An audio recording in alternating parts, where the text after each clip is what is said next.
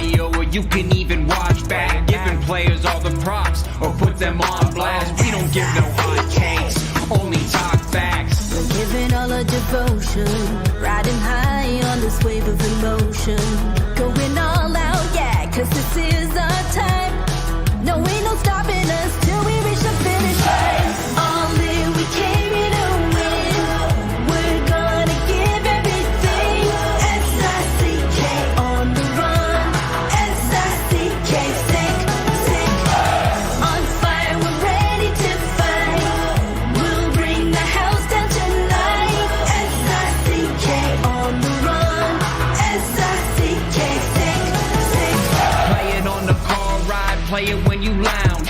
X and O, you know that we can hold it down. Shout out to my man Sammy, got it off the ground. And to all the listeners tuned in right now, got debates, analysis, and speculation. This is sports talk for the new generation. You know where to find us, got a reputation. Sick podcast, your #1 sports destination. We're giving all our devotion, riding high on this wave of emotion. Going all out, yeah, cause this is our time. No, ain't no stopping us till we reach the finish line. All in, we came here to win. We're gonna give everything. S-I-C-K on the run. S-I-C-K, sick. On fire, we're ready to fight. We'll bring the house down tonight. S-I-C-K on the run. S-I-C-K, sick. S-I-C-K, it's the sickest podcast. Tune in for the audio, or you can even watch back. Giving players all the props, or put them on blast. We don't give no hot takes, only talk back. S-I-C-K, S-I-C-K, S-I-C-K, S-I-C-K, S-I-C-K, S-I-C-K, S-I-C-K. All in, we came here to win. We're gonna give everything. S-I-C-K on the run. S-I-C-K, sick. S-I-C-K, it's the sickest podcast. Tune in for the audio, or you can even watch back. Giving players all the props, or put them on blast. We don't give no hot takes, only talk facts. We're giving all our devotion, riding high on this wave of emotion. Going all out, yeah, cause this is our time. No, ain't no stopping us till we reach the finish line. All in, we came here to win. We're gonna give everything. S-I-C-K on the run. S-I-C-K, sick. On fire, we're ready to fight. We'll bring the house down tonight. S-I-C-K on the run. S-I-C-K, sick. Play it on the car ride, play it when you lounge. X and O, you know that we can hold it down. Shout out to my man Sammy, got it off the ground. And to all the listeners tuned in right now, got debates, analysis, and speculation. This is sports talk for the new generation. You know where to find us, got a reputation. Sick podcast, your #1 sports destination. Giving all our devotion, riding high on this wave of emotion. Going all out, yeah, cause this is our time. No, ain't no stopping us till we reach the finish line. All in, we came here to win. We're gonna give everything. S-I-C-K on the run. S-I-C-K, sick. On fire, we're ready to fight. We'll bring the house down tonight. S-I-C-K on the run. S-I-C-K, sick. S-I-C-K, it's the sickest podcast. Tune in for the audio, or you can even watch back. Giving players all the props, or put them on blast. We don't give no hot takes, only talk back. S-I-C-K, S-I-C-K, S-I-C-K, S-I-C-K, S-I-C-K, S-I-C-K. Turn up your volume. Because you're about to listen to The Sick Podcast. With Tony Marinaro. 55 seconds left in the penalty, a minute and 27 seconds left in regulation time. Boston 4, Montreal 3. Lafleur coming out rather gingerly on the right side. He gives it into Lemaire, back to Lafleur. The sickest Montreal Canadiens podcast. You're in the ball! Sports entertainment like no other. Rejoint, on lui fait perdre la rondelle, une passe devant. Et c'est le dégagement et ce sera la victoire des Canadiens. Coupe Stanley pour les Canadiens. Leur 23e de l'histoire. You found the dogs! John, you found the dogs! He found the dogs! And all together, they worked a young team to the top. And now, a 24th Stanley Cup banner will hang from the rafters of the famous Forum in Montreal. The Canadiens win the Stanley Cup. Brought to you by Energy Transportation Group. Driven to be different. La Vida TV. Embrace your true nature. And Playground, your premier gaming destination. It's gonna be sick. Marinaro, the Sick Podcast on this Tuesday, July 2nd. Hope you're all doing well. We are live on the Sick Podcast, and you're watching me right now on YouTube, on Facebook, and on Twitter. And we're brought to you by Energy Transportation Group, a leading full-service logistics provider serving all of North America. Driven to be different. Had a chance to talk to my buddy Sean Girard a couple of days ago, who was at the Gretzky hockey camp with his daughter and enjoying it, and I hope he's doing well. One of the owners there, as well as Mike Cinquino, and a good hello to my buddy David Grassi as well. Also, a shout out to Bittt at Tibi. They're our partner and our sponsor as well. They've launched their new Ultra Lager. It's a refreshing, thirst-quenching beer, perfect for the hot summer days with only 90 calories, 2 grams of carbs, 4% ABV per can, available in a pack of 6 and 12 in grocery stores all around the province of Quebec. Ultra light, ultra refreshing. Also brought to you in part by Playground, their world-renowned poker experience with free food and drinks at the cash game tables. A bad beat jackpot that's over $1.1 million in climbing. Weekly promotions, daily tournaments, unmatched customer service. Why play anywhere else? Located just over the Mercier Bridge, only minutes from downtown Montreal. Playground. And of course, we want to thank once again for our NHL draft coverage 2024 was presented by Betway, a leading global online betting and gaming brand. Follow your gut instinct. Go with Betway. Go on Betway.com or scan the QR code to join the action. Must be 18 and over and play responsibly. Montreal Canadian Development Camp is going on. It's going to go on until Friday, as a matter of fact. And if you want to get out there in Brossard, the goalies are usually out at around 9 a.m. or so. And then shortly thereafter, you're going to see forwards and defensemen on a couple of sheets of ice. Media availability is 1 o'clock in the afternoon, so everything will probably be finished up by about 12:30 in the afternoon. And of course, it's free to the public. You can go in and watch over the next couple of days. And one guy that I'm sure has spent time there and will be spending more time over the next couple of days from the Montreal Gazette and HockeyInsideOut.com. He's a regular on the Sick Podcast, usually on Fridays, and he joins me today. Stu Cowan, how are you? I'm doing well, Tony. I was at Brossard Rink today. We got a chance to talk with Jacob Fowler and Owen Beck, and two impressive young guys, two of the top prospects with the Canadiens. Obviously, one a goalie and one a forward. You know what? I find the players that have been drafted over the past couple of years, and I say that like I it's kind of weird what I'm going to say. I don't want to say that the players that they drafted in the past were not highly intelligent, high IQ players. Maybe it's just the players are getting a lot smarter. But you listen to Jordan Harris, you listen to who was drafted several years ago. I get it. That was Trevor Timmins back in the day. But I'm going back probably a good 5 or 6 years then. But you listen to Jacob Fowler, you listen to Jordan Harris, you listen to Jaden Struble. You listen to a lot of these guys, and it's like, wow, mature beyond their years. And you know what? Maybe a lot of it has to do with the players playing NCAA in the States. They're highly educated, man. I think a lot of it, Tony, has to do with the players that Kent Hughes and Jeff Gorton want on this team and Marty St. Louis. I think they put a high emphasis on intelligence and character and the ability to play in this market. It's not easy. A lot of guys, look at Jonathan Drouin, what he did this year in Colorado, getting out of this market. That's not a knock on Jonathan Drouin. It's hard to play in this market, especially when you're 19, 20, 21 years old. And one of the things the Canadiens said when they drafted Slafkovsky is a big reason why they drafted him was the maturity he had, and they thought he could handle the pressure cooker that is Montreal, and he really has. I mean, I wrote a column at the beginning of this season that Slafkovsky is not ready for the NHL. They should send him to Laval, and at the time he looked like he wasn't But everything, all the ups and downs he's gone through since he's been here, he's handled them like a 28-year-old. Yeah. The kid who just turned 20. And the Canadiens have put a priority on that, Gorton and Hughes, that they really look, intelligence is important.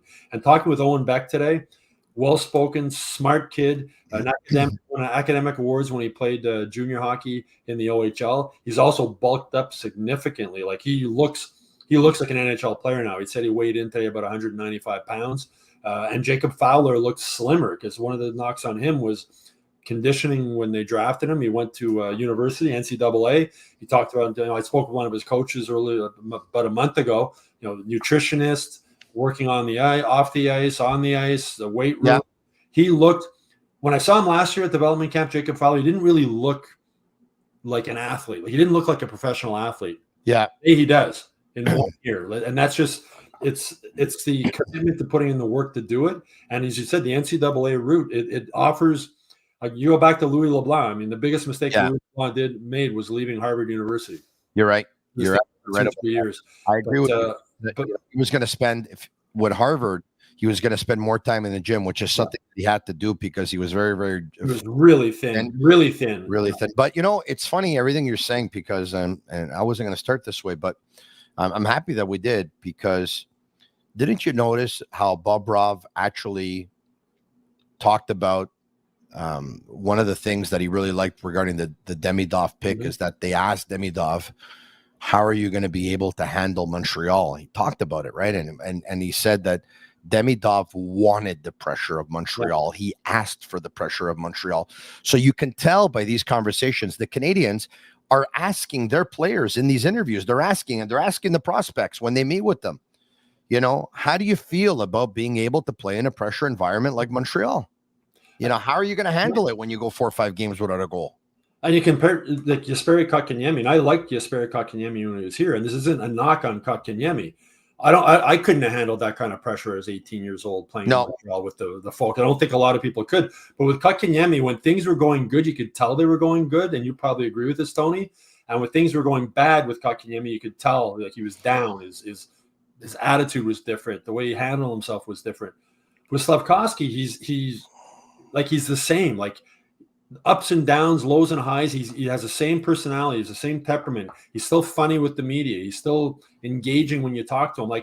And you think about this kid, coming here at 18 years old to a new country. His English is good, but it's not his first language. And being thrown into the spotlight here, he can't go anywhere in Montreal without being noticed at his size and who he is. And he's handled everything really well, from the criticism to the highs to the lows. And he's stayed just like this. And that's the reason why the Canadiens drafted him. That's the reason why the Canadiens are banking on him right now with this 8-year contract. Yeah, it's funny you mentioned that too, because I got to tell you, I mean, it's not hard going it's not easy when you're going everywhere in Montreal without being noticed. It's especially with my size, I get noticed fairly quickly. Well, I'm 6'3" with a big bald head, so I stand out in the crowd also. But I mean, with these guys, I mean, it's another level. I mean, they can't go for dinner, they can't go anywhere without being recognized. Yeah, with Slafkovsky, I mean, like one of the things that's really impressive with Cole Caulfield and Suzuki also. I mean, I've seen them deal with fans when the cameras are on them. Yeah. And all guys are good when the cameras are on them. And I've seen them deal with fans when the cameras aren't on them. And they're the exact same way. They understand the spotlight that comes with playing in this city. They embrace it. And that's why your 3 guys have all committed here for 8 years. Speaking of which, one of the things I caught up with PK Subban the other day, and I was really happy to see him because I hadn't seen him in a while, and when he left, I even said certain things, and which I had heard, and by the way, I talked to him about them, and so he and I we really cleared the air. We had a great conversation. I'm telling you, we did do something for about 10 minutes that will air at some point over here, but we talked for probably a good 45 minutes, and maybe that would have made for an amazing podcast too. But I have to tell you something. I've heard this before, and I know you've heard this too. PK is a lot better when the cameras are on and when the cameras are off. It's bullshit. He's the same guy. It's bullshit. He's the same guy. Yeah. When I was at an event which was the NHL Player Inclusion Coalition. They gave, and PK is the co-chair on it, by the way, with Anson Carter, and they gave $20,000 to a boys and girls club, 10 different boys and girls clubs in Nevada. to increase staff over 2 months and to purchase hockey equipment for the kids to play ball hockey. And at one point, you know what, our cameras were on, and there weren't many members of the media there. I have to tell you, there was myself, there was Sick Media was there, and there were probably about 4 or 5 other people. And when the cameras were on, he was amazing with the kids. When the cameras were off, he was amazing with the kids. He was the same guy. He was the same guy. And, giving them, tips on how to hold the stick and showing them how to hold the stick and showing them how to shoot the ball and encouraging them. And he could tell whose confidence was maybe a little bit lower, and he would give them the extra pat on the back, and he would really try and make them feel good about themselves. So anyway, I'm glad you said that some players are a certain way when the cameras are on, and some are, they're not the same when the cameras are off. He's the same guy. And for anyone who said he's not, it's bullshit. He is. He is, Tony, and it is bullshit because I liked PK when he was here. I understand how his personality rubbed some of his teammates the wrong way because PK's always on, right? Like he's always on. It's just the way he's built. But, our Hockey Inside Out website at the Gazette, every year they have a trip where fans from all across the country and the United States who follow the Canadiens come together, and they attend a couple of games on the weekend. And at one point, there was a kid whose father followed the site, and his son had meningitis, and he almost died. Cut a long story short, the people got together. They raised money to bring them in from Saskatchewan. I wrote a column about it. So the day the column appears in the paper, I get a phone call. A guy, I don't know who he is. He says, PK Subban, how do I get PK Subban to meet this kid that you wrote about? So at the time I thought it was just like a fan. I said, well, look, all kinds of requests. You need to go through the Canadiens and see. No. I'm a personal friend of PK, and PK saw the story, and PK wants to meet this kid. So cut a long story short, we made arrangements for PK to meet the kid after the game. And this is no cameras, no nothing around, no nothing. And PK, after the game, they brought the kid down outside the room. PK came out of the room, spent about 10 minutes with the kid, no cameras on him. The kid's bawling, the kid's father's bawling. And that was behind the scenes. Another time I'm in Nashville after he got traded. I'm leaving the rink at the end of the night, and I hear somebody call my name, and it's PK. And at the time he was with Lindsey Vonn. He was going out with Lindsey Vonn. So he introduced me to Lindsey Vonn. And I met her, and I talked to him. He says, okay, I got to go because I got some kids waiting for me over here. And he went over, and he had a whole bunch of kids, I guess from that Blue Line Buddies the thing he had started. No cameras on him, no nothing. So you're 100% right, Tony. PK, from my experiences, what I saw him on camera and off camera, he was the same guy with kids. Speaking of Blue Line Buddies, that's something that he started up in Nashville, right? Yep. It's still going. Yep. He started something up in New Jersey, which right now, I don't know if you know this, but it escapes me what he started up in New Jersey. I'm going to try and find it. I think it might have been the Blue Line Buddies that he continued, Tony, because the Blue Line Buddies, for people who don't know, it was taking kids from disadvantaged neighborhoods who maybe didn't have a good relationship with the police. Mm-hmm. Taking a policeman, a cop, and having them go to a hockey game together and talk with each other. So that's what the Blue Line Buddies program was. It was a brilliant idea. It was, and I think it's the same program that he continued when he was in New Jersey. Could very well be. I was looking at here. It could very well be. It could very well be. But look, we know that he made that pledge over here in Montreal to raise $10 million. But all I was getting at was, his Blue Line Buddies in Nashville and in New Jersey. They both have the program. You're right. They have it going in New Jersey as well. And he kept those programs going after he left, same as he kept. And he keeps on going back. There's still programs going, but there was nothing really that was ever done in Montreal. Besides the pledge, which was obviously, it's a great thing, but I'm just saying it's too bad the Canadiens didn't have him still doing something because, there's a certain sector of the fan base of a certain age who still love the guy. Obviously, if they saw him play, I mean, he's one of the most exciting players the Canadiens have had in a long time. Say what you want about him. But anyway, we're gonna get off PK because I'm going to get to PK at some point here in the next couple of days. At one point here, I'm going to bring up the 10-minute chat that we had and we'll put it up there. But today I want to talk to you about Slafkovsky because you mentioned them. Mm-hmm. He had his Zoom call today, and he talked with members of the media. And basically, he was asked for his thoughts on the contract and how it went down. So let's listen in to Juraj Slafkovsky. Montreal, and I feel like we are on on a good path, and I feel like we're building something very special, and I just want to be part of it as long as I can. Do you know if it has been a long negotiation, or it went pretty quickly and everybody agreed pretty much on everything really quick?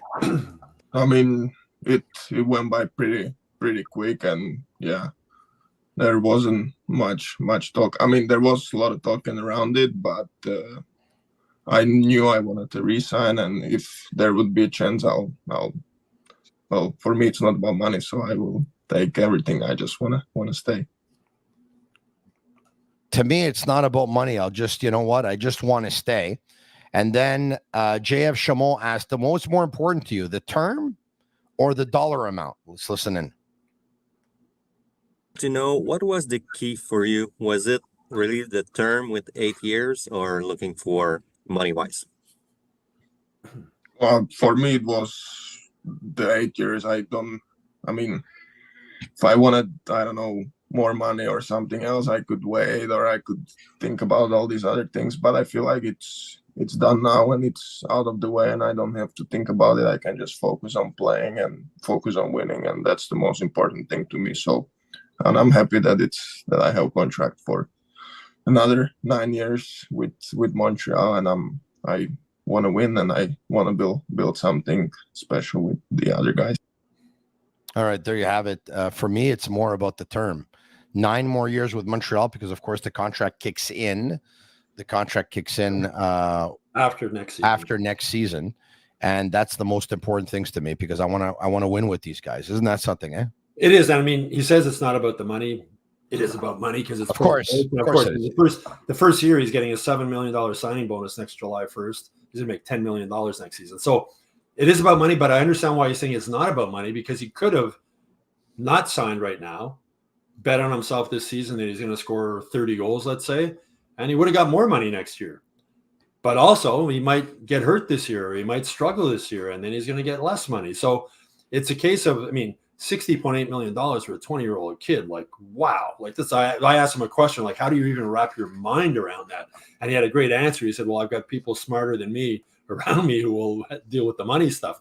But he wants to be here. He wants to be in Montreal. And, Kent Hughes spoke yesterday. I asked him the question about, teams that play in the U.S. with states that don't have income tax, and how do you compete with that with free agents? And he said it's not such a big deal that people make it out to be. Obviously, you make more money playing in those states, but he said he's going to reach a point where he thinks he'll be able to. It's his job to make Montreal market to attract free agents. But if you can't get free agents to come here, or it's difficult getting them to come here, that's why it's so important to lock up your young stars like Caulfield, Suzuki, Slafkovsky, Goulet probably coming up to long-term deals. You can't lock them up to long-term deals unless they want to be here, right? Unless they like what's happening in Montreal, unless they like playing for the coach, unless they like the management. So that's the reason I think Canadiens fans should be optimistic. One of the reasons that these young guys want to stay here. They want to play here, and it's not easy playing here, as we mentioned earlier, especially for a young guy with the focus. Now you've got Suzuki, Caulfield, Slafkovsky, all committing for 8 years here. Yes, they're getting a lot of money, but they would have probably got a lot. They would have got a lot of money wherever they were playing in the future. But the Canadiens were willing to bank on them, giving them these long-term deals, and they were ready to sort of bank on themselves too. That they're going. Slafkovsky said he spoke today about how much everybody supported him in Montreal since he got here, and that's so true. When I was writing columns saying you didn't look like you should play in the NHL, and other people were criticizing him, Marty St. Louis was saying, no, step by step, page by page, we're working on him. It's all about development, and he gained confidence from that. And they've developed him really well. And one of the biggest problems with Canadiens in the past is they couldn't develop their young players. And now we're seeing that they are developing their young players. They've created they put a support system around them. Alex Burrows is no longer going to be an assistant coach of the Canadiens, but now he's going to be part of their development team. They hired a new European development coach today. Laurie Korpikoski, former NHL player from Finland. Yeah. But they've surrounded these kids with people to make them succeed. Like now, if these young guys don't succeed, part of it's got to be on them, because the Canadiens are surrounding them with people and giving them opportunities, allowing them to make mistakes, allowing Slafkovsky to, even when he was struggling, and I thought he should go down to the AHL. Yeah. A lot of people probably thought he should go down to the AHL. They didn't. They kept him here, and that gave him a confidence boost. And we saw what happened later in the season. He was a point-per-game player for the last 19 games of the year. Yeah. And now he's cashed in. You know, Stu, I know you feel the same way as I do because you've said it a million times and I've said it a million times. The Montreal Canadiens should have the most brilliant people in hockey working for them, right? Like the hockey ops, the coach, the GM, all that stuff. Gordon and Hughes are brilliant. They're brilliant.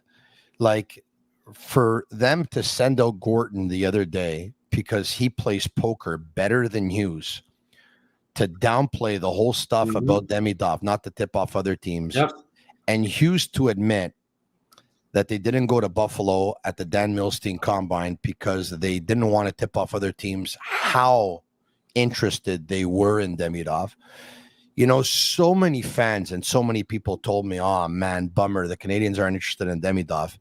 And I told everyone, I mean, I said, Jeff Gordon was sent out because he's a poker player. Yeah. And these guys are just playing with everybody. Meanwhile, they admitted it after that they were playing with everyone, that was their strategy type of thing. But they're brilliant. They're brilliant. They're brilliant. Meanwhile, Nick Bobrov's visiting with Demidov and his parents all last season.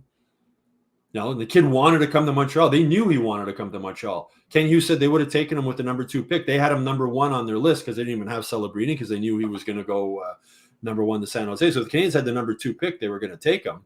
And then sitting there waiting. And Ken Hughes knows so many people around the NHL. Like he's former players and GMs he's worked with, former GMs he's worked with, who were maybe telling him, don't worry, these guys aren't going to take Demidov, but be ready. Maybe you can make a trade. Like they had a plan in place, right? And then when they moved up to get number 21, Michael Hage, like I was sure they were going to trade their second first-round pick. I would have bet money that they were going to trade their second first-round pick. But Michael Hage is a guy they had their eye on. They didn't think he was still going to be available at 26. They moved up to 21. And Ken Hughes said they had other backup plans sort of in place in case that didn't work out. And Hughes had a funny story he was telling the reporters in Vegas. I don't know, you were probably there, Tony. Terrific report by a member of the media earlier in the day telling everyone that the Canadiens were very much interested in Michael Hage and that he was the guy they were targeting with the pick. Terrific report. And I know you'll give me kudos. I know, Tony. You did a great job. But Hughes was talking, you were there, he was talking about how he was talking to Marty St. Louis about all these plan A, plan B. And Marty said, do you have all this written down? This is getting confusing right now. This is like, but you're right. They're smart, really smart guys, not just hockey wise. Like they're smart guys in whatever business they were in, but they're also smart hockey guys with a lot of experience and a lot of experience in different ways. You know, Gordon's been a hockey management guy, a GM. Hughes has been a player agent. They bring different things to the table. Marty St. Louis was a former player. Like they have, and the three of them are, I think one of the most important things, the three of them are good friends. And they can, you know, we saw Ken Hughes taking a little shot at Gordon with his French lessons there in Vegas, also talking about how Demidov learned so much English already. And, Jeff Gordon's still taking French classes, but if he did an interview with you guys, it'd be pretty short. So they get along with each other, and friends are more likely to be willing to disagree with each other and argue hard. Like if you and I are buddies, so if we disagree on something and we've done it before, we'll argue with each other. And we're still friends at the end of the day. We still respect each other at the end of the day. And they have that now, where I think with Marc Bergevin and maybe other GMs, there's maybe an intimidation factor that some guys below them are afraid to say, no, that's stupid, or no, that's not the right move. But with this organization they have now, and we've seen it from the behind the scenes scouting meetings they've shown, the YouTube videos and that. Yeah.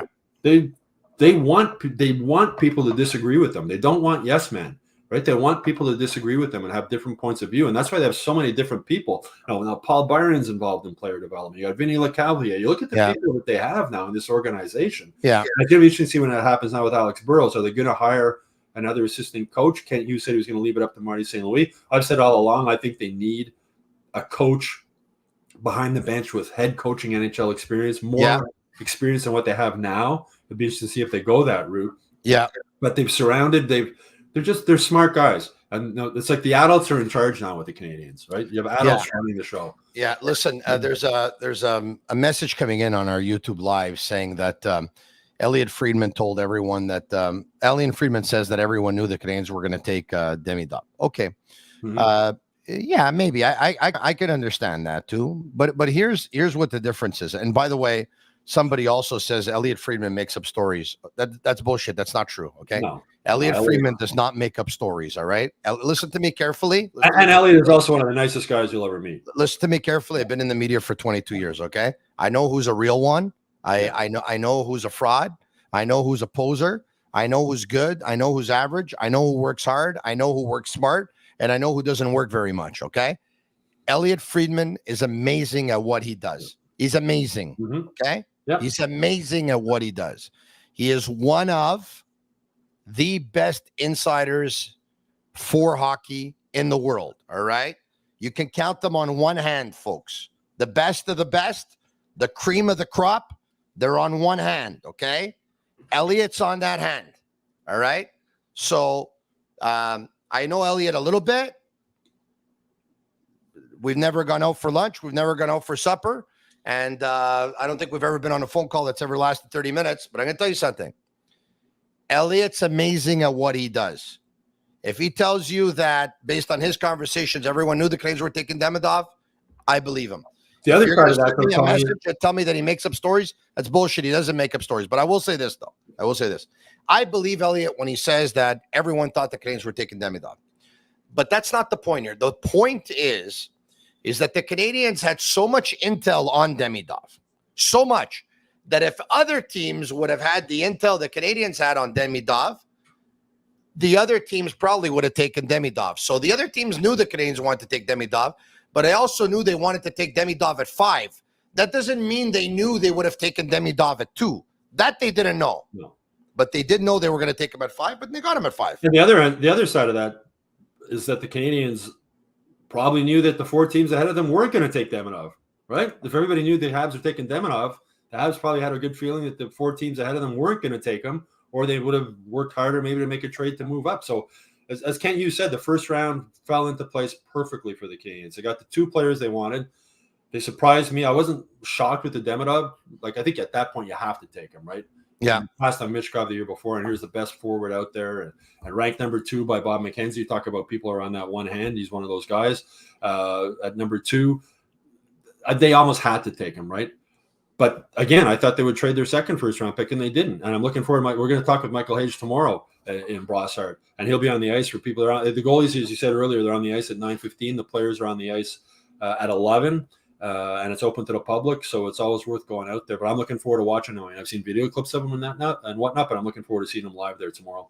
Yeah, real good young man, too. He was staying at the same hotel as I was. We bumped into each other quite a bit with Michael Age, quite a bit. Horrible story about his dad dying last Sunday. Just terrible. Just pool accident. And terrible. To come back. Talking to him after he was selected at the end of the night there, I got to tell you, and asking him the questions, you could see the tears in his eyes. Yeah. I mean, I was about to break down and cry too. Like it really got to me. I gotta tell you. His grandparents live on Nuns Island, grew up as a Canadiens fan, played for the junior Canadiens program in Toronto, wore number 9 in honor of Maurice Richard because his dad was such a Canadian. Like, the Canadiens do their homework. Like, they know, like, you just hear that kind of stuff. And the kid's a good player, and he wants to come to Montreal, and he speaks French, and it's like they do their homework, and that's why.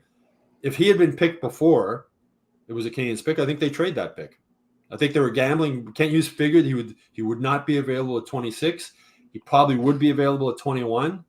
And if he wasn't available at 21, I'm sure they would have traded that number. No, I don't think so.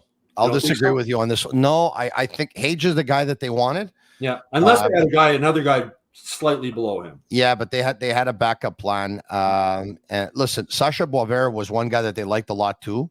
Mm-hmm. Who actually went 3 picks before Hage. If my information is correct, though, Hage was the guy that was on the top of their list. Yep.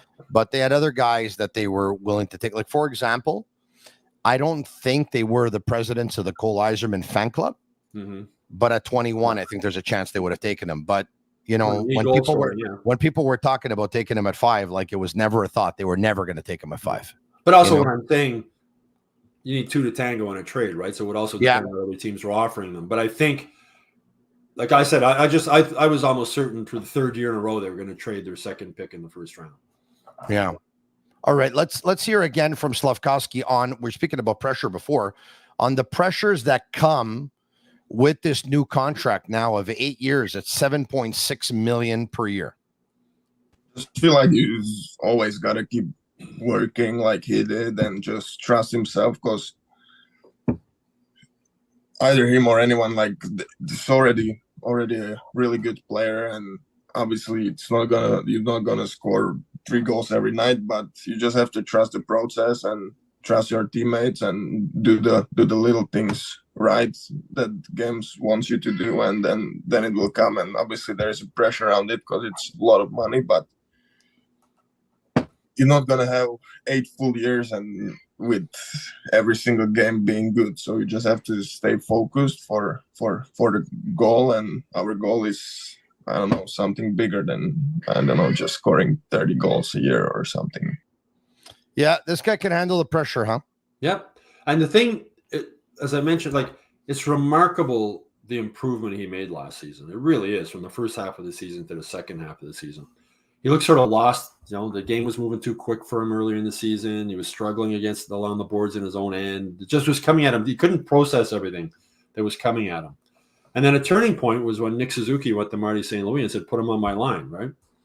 Yeah. Put him with me. Let him play. And that was sort of a turning point. And for a coach to listen to a young captain like that also. And, I asked Marty about it after I'd heard that was what happened. And Marty said he didn't remember a specific conversation with Nick saying, "Put him on my line." But he said, "I talk with Nick all the time, every day, and it probably was brought up at some point." But it's sort of when they put him with Cole and Nick and left him there, I think, he gained confidence and comfortable. He became comfortable. He became more comfortable on the ice, and things maybe seemed to slow down for him at that point. And then the progress after that was remarkable, like from game to game to game to game. And then you could see him, the physical presence coming out, him using his size. And, remember, Tony, we saw him the day before the draft there in old Montreal, and like, couldn't believe how big this kid is. But now everything just came together so quickly, and that's in 1 year. So moving forward, and this is a kid that's going to keep working. Like, he's not going to, like, I got my money now and he's going to sit back. This is a kid who has I don't want to even say cockiness. He has a confidence to him, and he wants to be good. He wants to be really good. He wants to show that the Canadiens made the right pick by picking him number 1. You remember that day, Tony, before the draft? Yeah. He was asked, why should the Canadiens draft him? He says, because I can score goals and I can play with Cole Caulfield and Nick Suzuki, and now he's doing that. Yeah. Yeah, so he really is. Back then to say that. And again, I mean, I was watching him. The improvement from game after game after game in the second half of the season was remarkable. And Kent Hughes even said at the end of the season, I think it was, he expects Slafkovsky to have another dip. He's still only 20 years old before he makes the big climb to be. I think he's just trying to take the pressure off him. I'm not so sure he actually believes that, but maybe he does. I believe that. I mean, he's 20 years old. There's gonna be there's growing pains. It's not. I don't think he's gonna go out next season and score 20 goals in the first 20 games. Yeah. Maybe he scores 10, maybe he scores 2, but I think the key is that his mentality and the way he handles things, he doesn't let it bother him. Let's talk about Kotkaniemi. Kotkaniemi let it really bother him when things didn't go well. And Slafkovsky's the opposite. Slafkovsky he's not an knock. He's a more mature 18, 19, 20-year-old, I think, than Kotkaniemi was. And he's more ready to handle the pressure here. And we're seeing he's a better hockey player also. He's a bigger, stronger player. But the Montreal market, and Demidov is the same thing, as you mentioned. He wants to play here. Juraj Slafkovsky wants to play here. Cole Caulfield wants to play here. Nick Suzuki wants to play here. And that's huge for the Canadiens moving forward when, for so long we've heard guys who don't want to play in Montreal. Marinaro, Stu Cowan, were you surprised when you heard that Alex Burrows was stepping down as an assistant coach with the Canadiens to assume another role in the organization? It was announced today that he's going to be a consultant for the organization. He's actually going to be a consultant to the management team and a consultant to the coaching staff and a consultant to the players. He'll be an overall consultant. The longer it went on and there was no announcement about a contract extension, the more I thought he wasn't coming back. I thought they were just going to let him go. I take him and Kent Hughes at their word that he said it was a family thing, and he's got 3 kids, a boy and 2 girls, like they're 13, 11, and 8, I think he said today. He lives out in Hudson. Assistant coach hours are long hours. You don't spend a lot of time with your family. And as a father, and I'm sure you can understand that too, Tony, that you want to spend more time with his family. Yeah. I'll take him at the word for that. If it was a case that the Canadiens didn't want him back as an assistant coach or in the role that he had, I mean, the power play had struggled. He took a lot of heat for that. It says a lot. It says a lot about the way Kent Hughes and Jeff Gordon treat people, if that is the case. And I'm not saying that was the case. Yeah. But they obviously like him. Marty St. Louis likes him. He was sort of pushed into that assistant coach job when they fired Julien and Kirk Muller, and they brought in Ducharme, and he went from Laval to the NHL right away. There was a lot of pressure on Alex too, though. I'm wondering how he felt about. Look, when his power play wasn't working, we were giving it to him too. I mean, everyone was giving it to him, and the power play has had their ups and downs. But I mean, let's be honest here: the power play since Burrows has been there, and Burrows not the only one. Yeah. Because they've had a struggling power play for, I think, 9 of the last 10 years the Canadians have. But he probably felt the pressure too, It's for sure. Fun. For sure. And he's got 3 young kids. So I understand that. But again, you just look at the way Jeff Gordon and Kent Hughes have treated people since they took over here. So if it was a case that they wanted to bring someone else in as assistant coach, I'd be surprised if they don't hire another assistant coach. I'd be surprised if they don't hire another assistant coach with more NHL experience. But if that's the case, they obviously like Alex Burrows, and they found another position for him within the organization, which I think he'll be very good at. Here's a guy who had a long NHL career, wasn't drafted, if I remember right, developed himself into a really good player. Now you got him, you got Paul Byron, you got all these guys working with these, Frankie Bouillon working with all these young guys. So there was still a spot for him. As Michel Therrien used to say, there's different chairs on a team, and you have to find the chair that you fit in. So this chair he's moving into might be a more comfortable chair for him. JF Dubé says, calm down, Tony. The power play is as good as the horses on it. JF, I got news for you, okay? Maybe they don't have the 5 horses to put out there on the first unit, or maybe they don't have, 10 horses to put out there for unit 1 and unit 2. But guess what? The job of a coach is to actually overachieve with what you have. That's the job of a coach, all right? Is to get the most out of your players. Now, when you don't have the horses and you don't have a very good team and your power play finishes 27, 28, 29, 30 out of 32, you're not getting the most out of your players because they're doing exactly what people think they should be doing with the horses they have, which is not much. So you can come back to me and say, well, he doesn't have the horses. He still has to be able to pull it off. Well, Burrows said something interesting today, and it's true. He said, you look at the good power plays in the NHL around the league, they've been together for a long time, the same guys, more or less the same guys on the number 1 unit. It's repetition, experience, and he's right with that. True. That's true. And the Canadiens now have guys in place that they're probably going to have the same power play now, number 1 unit for the next 3, 4, 5 years. But you remember when the Canadiens power play got hot this season, and at one point they ended up going from like the bottom third to the top third. You remember that was, I don't know how long it lasted, but it happened at one point, right? Yeah. Well, there are a lot of people are saying that Burrows was a genius. So, when the power play doesn't do well, you cannot say that, you can't say that he's not getting the job done. They don't have the horses. It works both ways, folks. Yeah. When it was doing well, we were giving Burrows props. And when it's not doing well, we have to say, well, it's not doing well. I get it. You were saying earlier, Tony, too, with the Canadiens, they should have the best of everything, right? Yeah. There's no salary cap on coaches, right? So or a management team or so scouts. That's why I'd be surprised if they don't hire another coach to work with Marty with more NHL experience as a coach. There's not a lot of NHL experience behind that bench from coaching with Trevor Letowski and Robida and Marty. And somebody with and maybe even bring in another guy whose only job is the power play. You look at football. I mean, there's a tight ends coach, there's a defensive back coach, there's a running back coach, there's this coach, there's that coach, there's this coach. I think hockey will eventually get to that point. Like bring in a guy his only job is the power play. Now, Burrows has other things. He's behind the bench, he's doing whatever, but just you're a power play guy. And I'd be really. Kent Hughes said he's going to leave it up to Marty to see if he wants another. But I think they have to have another assistant coach behind the bench. And I think it should be a guy who has experience. The Blues signed Pavel Buchnevich, 6-year deal at $8 million a year. Cam Atkinson signs a 1-year deal with Tampa, $900,000. The Ottawa Senators sign or RFA Shane Pinto, a 2-year deal at $3.75 million per year. There hasn't been big signings, or it wasn't big signings today.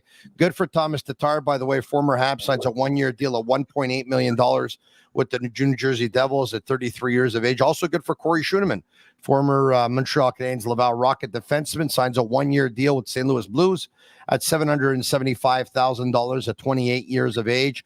Victor Hedman, of course, a 4-year deal at $8 million per season. My question to you, Adam Henrique re-signs with the Oilers, a 2-year deal at $3 million per season. My question to you is, are you surprised that Bade Boulet is the only free agent signing so far for the Montreal Canadiens? No, because first of all, Barry Boulet is more of a Laval move. I mean, he finished. I think so. I think finished you're right. second in AHL scoring 2 years ago, and a couple of years before that, he was like third. Like he lights it up in the AHL. And if there's injuries or whatever, he said when he spoke with me yesterday, he can play power play. He's got offensive skill. Ken Hughes, Jonathan Marchessault said it first when he was interviewed by TVA that he had serious talks with the Canadiens and was interested in coming here. And Kent Hughes admitted that only because Marchessault brought it up first, because he's not going to talk about other players. But he wasn't willing to go 5 years with them. He was willing to go 2 years, maybe 3 years. He was willing to give him more money annually than what he was getting from Nashville, but he wasn't going to go beyond 3 years. And I think that's a smart move. Right? He's 33 or 34 years old, Marchessault now. We've seen, the Brendan Gallagher, what happens sometimes when you give guys contracts at that age. But I'm really going to be surprised if Kent Hughes doesn't add another top 6 forward before the season starts. Didn't happen in free agency. Wasn't willing to go long term. I think that was a smart move. But he's got a lot of trade bait, right? He's got a lot of young defensemen. He's got a lot of draft picks coming up. I'd be surprised if he doesn't go out and make a deal for a top 6 type guy with maybe 2 years left on a contract, maybe 3 years left on a contract to bring him in. Because he said yesterday, this young group has worked so hard and they deserve to be given a legitimate chance of getting into the playoffs next year, right?